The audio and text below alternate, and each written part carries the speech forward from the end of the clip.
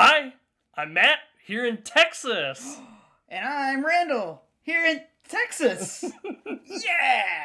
Today, on this illustrious day of Matt's visit, we are doing a show that has kind of taken everybody by storm, Squid Game. And I'm gonna try and not butcher these names. Sorry if I mispronounce anything. Trying my best. Squid Game stars Lee Jong-jae, Park Hae-soo, Wee Ha-jin, Jung Ho-yan, Oh Young-soo, and is written and directed by Won Dong-hyuk. But before we get too far into this review, remember, if you like this sort of thing, give these videos likes. They really help us out. If you want to see more, subscribe to the channel and ring the bell icon if you want to be notified every time we upload a video. Now in Squid Game, hundreds of people with outstanding debt compete in a series of children's games, with the winner taking home a fortune. But there are deadly consequences for those who don't win. It's Netflix's most watched show around the world, reaching some 111 million viewers and surpassing Netflix's previously most watched show, Bridgerton. Now, Squid Game is well liked by both critics and audiences. Alright, Randall, I think you're the one that actually brought Squid Game up to me. I'd only, seen like one trailer, but kind of went off my radar. What do you think about Squid Game? Squid Game has a lot to like, but I can understand how some people who are adverse to, violence, like over-the-top crazy violence, are definitely like, I'm never watching that, ever. It doesn't matter if it's got really good themes and it's talking about interesting stuff. It's how it does it that might turn people off, I think, more. But personally, for me, there's the recognizing that it's a TV show, it's not real, and being able to bring myself out of that and say, that's entertaining. But it also has a good point. I really liked Squid Game. I liked Squid Game as well, too. I mean, it has those themes and stuff, message that it's trying to get across. And, there's enough mystery, I think, through the middle part of the show to kind of, keep me coming back and actually investing into something like, I'm trying to learn different things about, the game and the people in the game and stuff. But, my first, feelings on it before watching it, I'm like, well, this kind of looks like Battle Royale. Or this kind of looks like the Hunger Games. And I had a hard time getting over, all right, well, I just don't really have any interest in watching something like that. But this is different. I mean, it has some of those same, we're competing and almost killing each other, kinda, to point feel. But actually, this show is a lot more than that. And if you're looking at it like I was or whatever, there's a lot more to this than that. You're not the first person who said, this is... So it's like Battle Royale, and I'm like, it's not like Battle Royale. It's not. You get this that was a Japanese movie where people were killing each other, but it wasn't a game, really. It wasn't even like a show like Hunger Games, for example.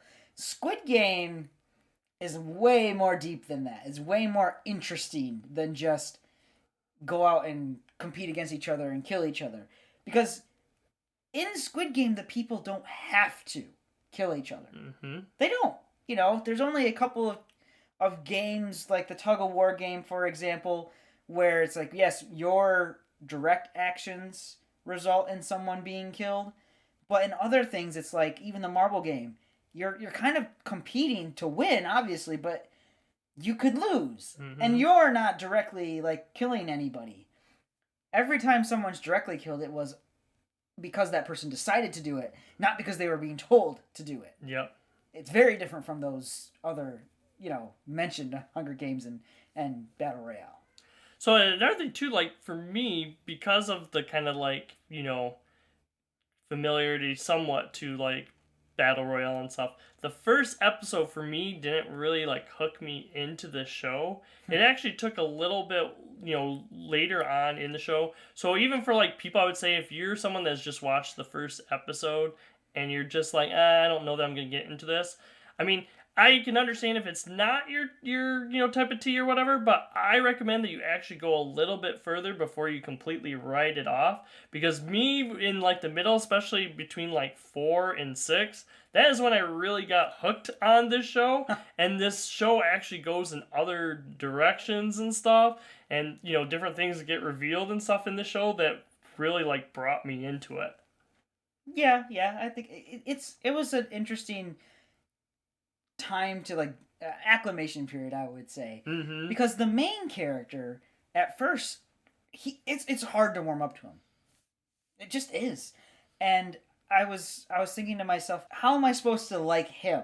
He's not super likable at the beginning. He's nice. He's a nice person, but he's also just an idiot. And like this is the main character, but by the middle of the show, you're like, okay, I get it.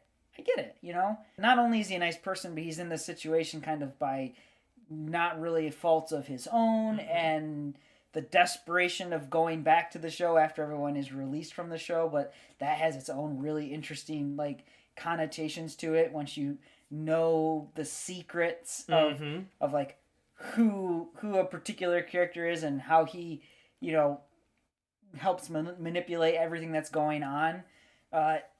It it was definitely hard to get into, but I'd say by the third or fourth episode, it was something where I'm like, oh, I'm gonna keep going. I'm gonna watch this all the way through. Well, because a lot of these people, all that we really know about is like they're into some like big debt kind of thing, and it isn't until those later ones where you get more of that story and stuff about them and why they were in that predicament and stuff that they were on and stuff like that too. The actors and stuff, I think they did a really good job. I know some people with like foreign films or TV shows or stuff like that, it's harder for them to get into it, but I think the performances kind of go over that and stuff. I think they did a really good job. Even, without them not speaking English and a lot of times, subtitled unless you actually speak, Korean and stuff. But I found the performances were really good, especially our main character and stuff. Yeah, the performances at first are maybe a little off-putting, but yes, they all end up really good. But the one that is, bar none, the most impressive is the female protagonist, the main female protagonist. It's her first role. Like, she's a model. She's like a boardwalk model kind of. But this is her first like real big role in anything, and I'm like, that is amazing. Like that you went out there and you gave that performance is absolutely stellar. You actually feel for the character by the end, because for most of it she's very off-putting. She keeps people away. They have one episode where they're like out doing their own things basically, and you kind of get a feel for her predicament. And then by the end, you're like, all right, I really do understand like her push, her drive, and everything. And she did a great job. I can't believe it was her first time.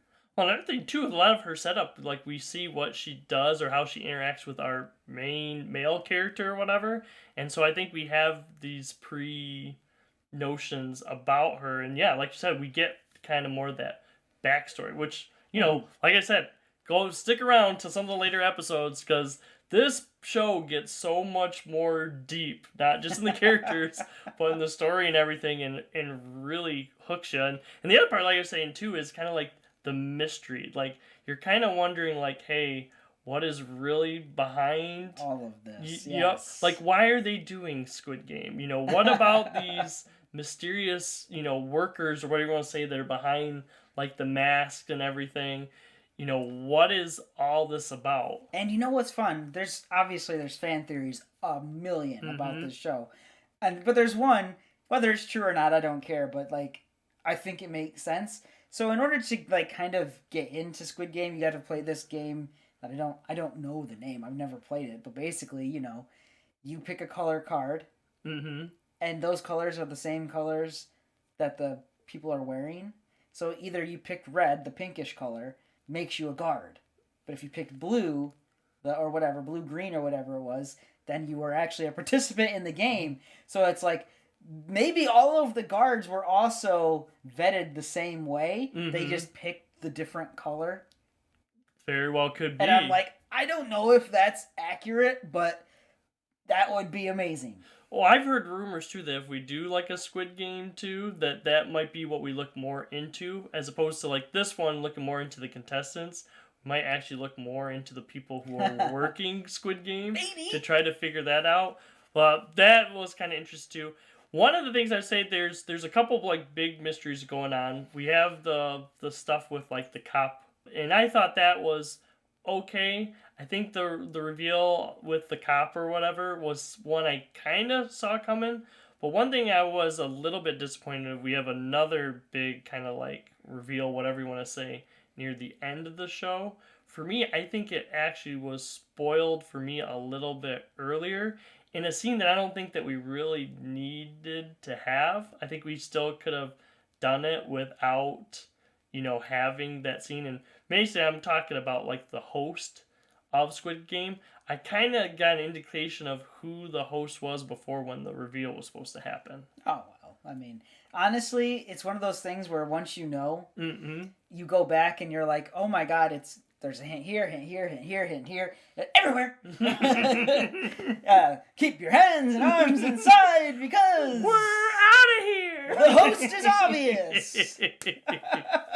Basically, there's a couple of things that bother me because they didn't make sense, and in a show that prides itself on like its detail orientedness. Yep. Much like Chernobyl, like when Chernobyl messes up, I'm like, oh, why'd you do that? Mm-hmm. It was pointless. All right, so they let these people go to the bathroom, which obviously humans need to go to the bathroom. In a show, or not really a show, in an environment so tightly controlled as this one, you think they don't have cameras in the bathroom? Of course they would. Not like you're in a prison. You don't have rights here, basically. But it's on the other thing, too, is... Because I think the show kind of goes off a little bit like, well, how much do like the people in charge really know about stuff going on? Like, how much is actually happening in the shadows, and how much of it actually isn't the shadows, but people might be just letting them continue? I don't know. It's interesting to see. I mean, you get this scene where they're in the bathroom and she goes up into the heat vents, which is always ridiculous because have you seen the size of an actual heat vent? They're huge in the movies. A child baby. But, and it's just like, okay, no way, basically. Mm-hmm. And then later there's a different scene with two other characters in the bathroom, if you know what I mean. And I'm just like, I guess maybe they don't care if fraternization's happening. Mm-hmm. But at the same time, like, a lot of stuff gets discussed in there where it's like they would have mics, they would have cameras, they would be aware of what's going on. Yep. Basically, and they're not. So it was very unrealistic and unbelievable that if we just go to the bathroom, we'll be able to talk in private. No. I think really the people putting on the game, they're just most concerned about the integrity of the game. As long as whatever you're doing doesn't mess with the integrity of the game. I guess. And the other thing that gets me is that this show kind of alludes to the idea that this is like maybe the first time that this happened, but then goes out of its way to tell you, nope, we've been doing this for decades at this point. Like going back to the 90s at the very least, there's files on like this year. And I'm like, oh, so they've been quote unquote getting away with this for however long, and it's always in South Korea, I guess. But then like there's a line from one of the VIPs where he's like, having these games in South Korea was a great idea. Like, yep. Or basically like you put on the best ones. Are you saying that you don't have it in South Korea every year, but like these files kind of indicate that you do? And I'm like, there's like inconsistencies there, and maybe you can say, well, that's part of the mystery. Like there are other things, like this happens in America and this happens here, and it also, maybe. But I'm like, in a show so detail oriented, missing little details like that bugs me. Well, I'm wondering too, because you're saying that, and because the show is getting recognized, all around the world, like and with it being like #1 in like 90 different countries, it'll be interesting to see if they do like other like Squid Game like shows or whatever in those different countries and base it on like American children's games and stuff. Can you imagine Hopscotch, Foursquare? That would be crazy. Because that's the thing too, like some of these games that we see in Squid Game, they aren't like games that we play here in like the States and stuff. So it's not, some of these games aren't what we know. Other games that do feel kind of familiar. I think they're almost like universal. But I don't think you need to really understand the games, to get anything out. I think it still works well with the show. There is, speaking of the games and like the differences between the games and everything, there is one really awesome line. It's a fantastic line in this show where there's a younger female participant, and she's like, all these boomers know these games. I don't know anything about these games. And she's like, whatever, 15 or 16 or something like that.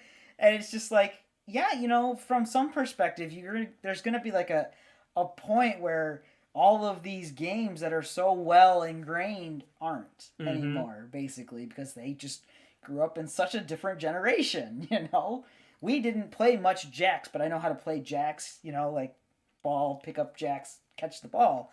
But like my daughter will probably never know that. There will be generations where it's like, this doesn't make any sense. I don't know how to play this game. Yep.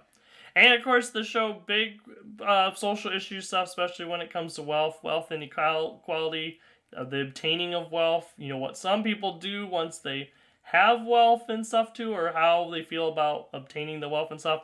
So a lot of stuff on that. I mean, I know there's been lots of headlines and stuff on like North Korea, like chiming in about how this shows it's like bad for capitalism and stuff. Yes, but I don't know that I really get that from this show. Yes, this show has some things that it's trying to say or putting, but I think a lot of times it's kind of like putting up to the audience to kind of like, hey, what do you think, kind of thing. I think it's clear that they're making, if not necessarily an anti-capitalist message, this like, look what capitalism does. And it's up to you to come to your own conclusions. Yes, basically, 100%. But at the same time, it's pretty clear they are being anti-capitalist. Like, they don't hit you over the head with it or anything and say, oh, capitalism bad. No, they're not doing that. What they want is, and is very important, you said, like, with the integrity of the game, what they really would like is everyone to be on equal footing. And that's, I think, for me, that's what came across better than, like, all the capitalist versus not capitalist stuff and all the money and the debt. Like, no, it was just like, you're putting this person at an advantage over this person. And that's not fair.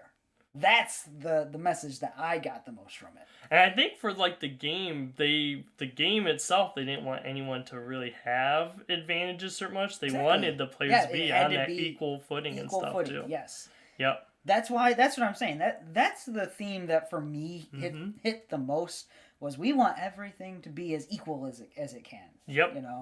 I think there are some revelations and stuff at the end of the show that I don't want to really get into, that's kind of interesting to look at and stuff too. But yeah, I think a lot of the themes and stuff, and I think messages, I wouldn't say change, but it adds like more layers as it goes on. So yeah, I recommend, if you start this, like, finish it. Unless like you start it and you absolutely know, like, hey, I just can't get over the killing and stuff like that, then yeah, this show isn't going to be for you.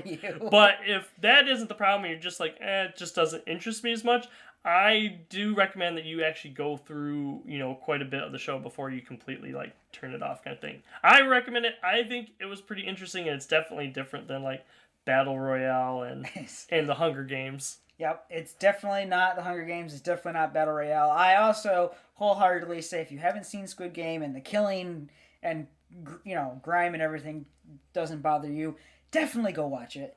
It is worth your time to watch. You can just add to the 111 million people.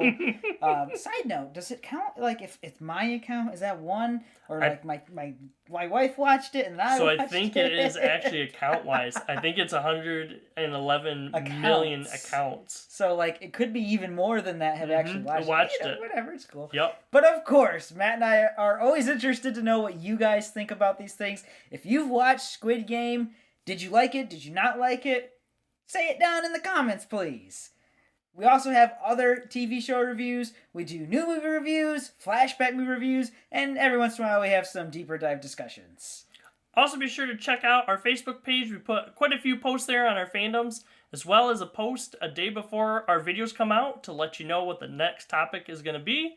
If you don't check us out on Facebook, be sure to go and check us out on our YouTube page. We have a schedule that comes out every Monday and Thursday. We have new videos. For now, I'm Matt, here in Texas. Have a good day, everyone. And I'm Randall, here in Texas. See everyone next time. Next time on No Market Media.